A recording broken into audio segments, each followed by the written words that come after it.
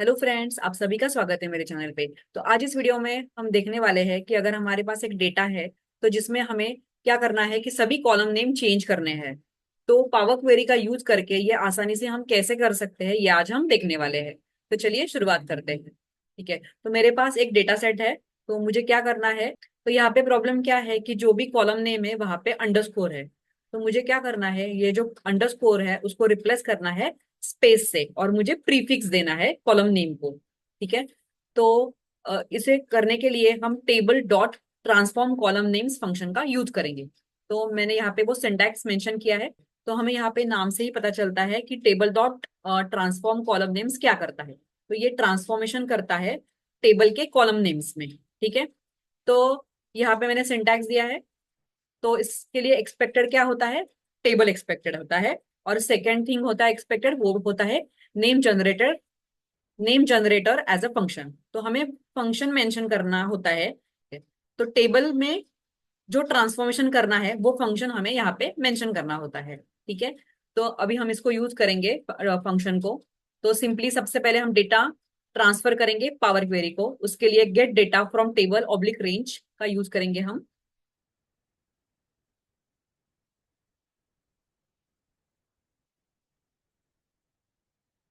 Okay, तो अभी आप राइट साइड में देख सकते हो अप्लाइड स्टेप्स में यहाँ पे दो स्टेप्स है। सबसे पहली है सोर्स। तो इसका सोर्स कौन सा है, तो ये करंट वर्कबुक का जो भी टेबल है ये इसका सोर्स है। ठीक है, और चेंज टाइप जो है वो पावर क्वेरी ने ऐड किया है, जिसमें उसने डेटा टाइप चेंज किया है। जो डेटा का डेटा टाइप है वो पावर क्वेरी ने चेंज किया है। तो ये स्टेप मुझे नहीं चाहिए, इसके लिए मैं इसको डिलीट कर देती हूँ। ठीक है, तो अभी हम table dot transform column names function का यूज करेंगे। तो इसके लिए हम यहाँ पे स्टेप ऐड करेंगे। आपको यहाँ पे ऐड स्टेप का ऑप्शन दिखेगा, तो यहाँ पे हम क्लिक करेंगे। ठीक है, तो table dot transform column names, ठीक है, ब्रैकेट देंगे। ठीक है, तो जैसे हमने सिंटैक्स में देखा, तो सबसे पहले क्या एक्सपेक्टेड होता है, टेबल। तो हमें किस में ट्रांसफॉर्मेशन करना है, ये जो भी सोर्स डेटा है उसमें। ठीक है, तो यहाँ पे हम देंगे सोर्स। उसके बाद ट्रांसफॉर्मेशन क्या क्या करना है वो फंक्शन हमें लिखना पड़ेगा। ओके, तो इस फंक्शन ने क्या करना चाहिए, ईच कॉलम नेम में जाना चाहिए, और अगर अंडरस्कोर दिखा तो उसको स्पेस से रिप्लेस करना है। ठीक है, तो यहाँ पे हम ईच वर्ड का यूज करेंगे एवरी कॉलम नेम में जाने के लिए। ठीक है, और उसके बाद हमें क्या करना है, टेक्स्ट डॉट रिप्लेस। क्या रिप्लेस करना है, अंडरस्कोर को स्पेस से रिप्लेस करना है। तो टेक्स्ट डॉट रिप्लेस के लिए हमें देना पड़ता है, किसमें हमें रिप्लेस करना है, तो अंडरस्कोर। अंडरस्कोर का मतलब क्या होता है, ईच कॉलम नेम में हमारा फंक्शन लूप करेगा। ईच कॉलम नेम में वो जाएगा और क्या करेगा, अंडरस्कोर को रिप्लेस करेगा। अंडरस्कोर से अंडरस्कोर को रिप्लेस करेगा स्पेस से। ठीक है, तो हमारा फंक्शन क्या हुआ यहाँ पे, टेक्स्ट डॉट रिप्लेस।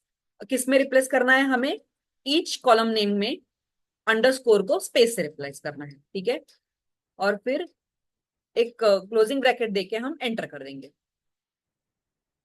ओके, तो यहाँ पे रिप्लेस का स्पेलिंग गलत हुआ है। ठीक है, एंटर कर देंगे। तो आप देख सकते हो जो भी अंडरस्कोर है वो रिप्लेस हो गया है स्पेस से। ठीक है, तो हमें यहाँ और एक चीज करनी है, वो क्या है, इसको प्रीफिक्स देना है। तो यहाँ पे हम फंक्शन के पहले क्या करेंगे, प्रीफिक्स लिखेंगे। फिक्स, यहाँ पे हम स्पेस देंगे। ओके, डबल कोट देंगे, एंड देंगे। मतलब हम क्या कर रहे हैं, प्रीफिक्स ये जो वर्ड है वो ऐड कर रहे हैं। ठीक है, और उसके बाद हम एंटर कर देंगे। तो आप देख सकते हो यहाँ पे प्रीफिक्स वर्ड ऐड हो गया है सब कॉलम नेम में। तो इस प्रकार हम table dot transform column names function का यूज करके ट्रांसफॉर्मेशन कर सकते हैं। तो ये क्या होगा, ईच कॉलम नेम में जाएगा, देखेगा अंडरस्कोर है क्या, अंडरस्कोर होगा तो रिप्लेस करेगा स्पेस से, और यहाँ पे हम प्रीफिक्स भी ऐड करेंगे। ठीक है, तो ये सिंपल ट्रांसफॉर्मेशन हम कर सकते हैं। यहाँ पे हम क्लोज एंड लोड टू पे क्लिक करेंगे।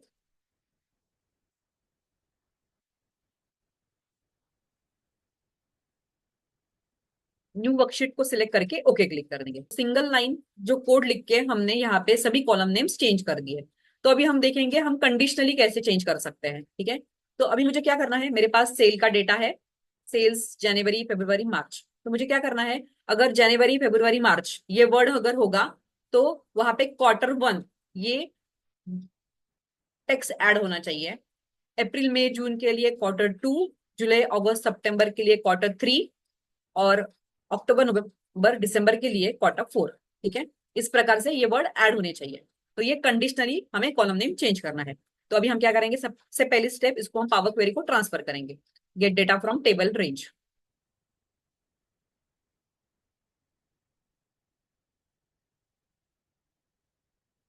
तो यहाँ पे भी एक स्टेप ऐड हुई है, चेंज टाइप, वो हम डिलीट कर देंगे। तो सिंपल है, table dot transform column names, हमें टेबल देना है और जो ट्रांसफॉर्मेशन कॉलम नेम्स में करना है वो देना है। ठीक है, तो यहाँ पे भी हम ऐड स्टेप करेंगे। उसके बाद table dot transform column names function लिखेंगे, उसमें एक्सपेक्टेड होता है टेबल। ओके, तो फंक्शन क्या होना चाहिए कि अगर जैन फेब मार्च ये वर्ड होगा तो Q1 ऐड होना चाहिए, Q1 ये वर्ड ऐड होना चाहिए। अप्रैल मई जून होगा तो Q2, जुलाई अगस्त सितंबर होगा तो Q3, अक्टूबर नवंबर दिसंबर होगा तो Q4। तो हमें सिर्फ ये कंडीशन देनी है, ये फंक्शन देना है। कॉलम नेम में जाने के लिए ईच वर्ड का यूज करना है। ठीक है, तो अभी इफ कंडीशन यूज करेंगे हम। If if text dot contents, ठीक है, तो ये किसमें चेक करेगा, तो अंडरस्कोर मतलब ईच कॉलम नेम में चेक करेगा। क्या चेक करेगा, जनवरी अंडरस्कोर 2023। ठीक है, ये वर्ड है क्या, और क्या चेक करेगा, टेक्स्ट डॉट कंटेंट फेब्रुवरी 2023। और कंडीशन का यूज करेंगे हम कि जैन फेब और मार्च ये अगर होगा, मार्च 23 अगर होगा तो क्या होना चाहिए, कॉलम का नाम, जो कॉलम का नाम है एंड उस पे Q1 ये वर्ड ऐड होना चाहिए। तो अंडरस्कोर मतलब जो कॉलम नेम है उसमें Q1 ये वर्ड ऐड होना चाहिए। तो यहाँ पे हम एक स्पेस दे देंगे। ठीक है, एल्स, एल्स क्या होना चाहिए, फिर से एक बार हम ये इफ कंडीशन जो है वो कॉपी करेंगे, पेस्ट कर देंगे। ठीक है, जैन फेब मार्च हो गया। ओके, यहाँ पे फैन हो गया है, एफ ई बी किया मैंने, एफ ई बी फरवरी। ठीक है, जैन फेब मार्च हुआ। अभी अप्रैल मई और जून।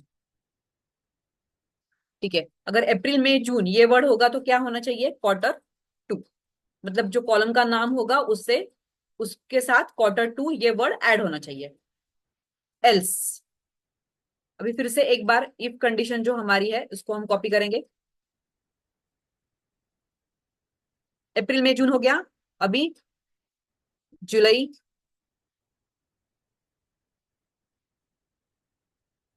अगस्त और सितंबर,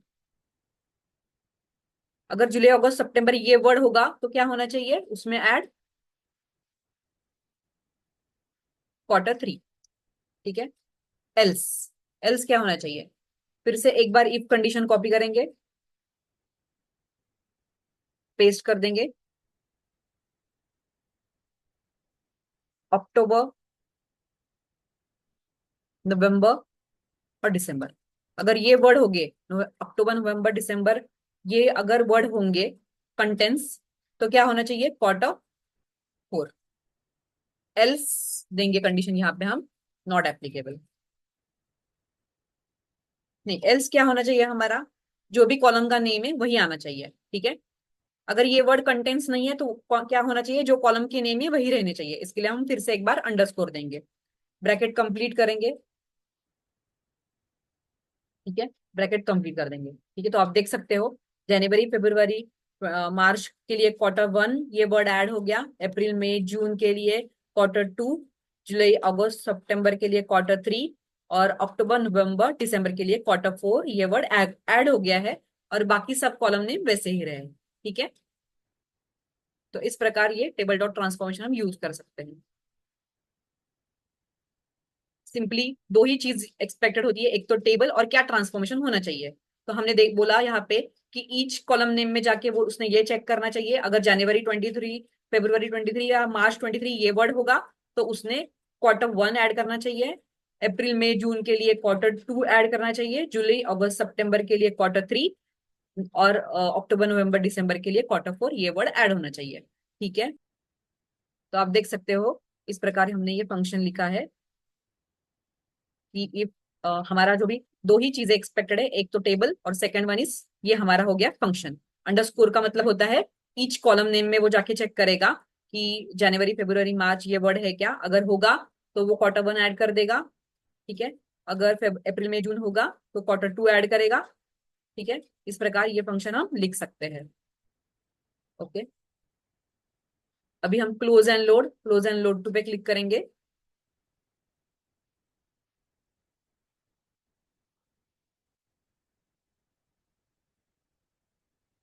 न्यू वर्कशीट को सिलेक्ट करके ओके करते हैं।